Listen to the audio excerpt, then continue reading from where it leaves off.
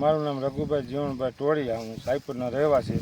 મારા કાકાના દીકરાની વગરભાઈ બાબુભાઈ ટોળિયાની ભેંસ કાલે 3 વાગ્યે નીકળી ગયેલી હતી અને બાજુના તળાવમાં પાણી પીવા ગઈ હતી. ત્યાં બાજુના તળાવમાં પાણી પીને પાછી વળતી હતી અને ભાઈ પટેલના ખેતરમાં વહી ગઈ છે, ગોબરભાઈ રવજીભાઈનામાં.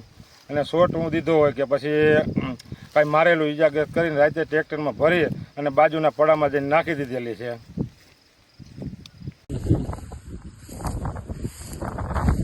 ટ્રેક્ટરના નિશાન છે આવડા,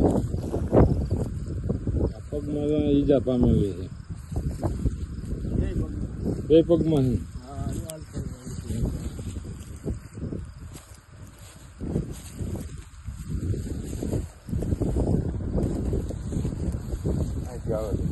આ ટ્રેક્ટરના સિલ્લા છે.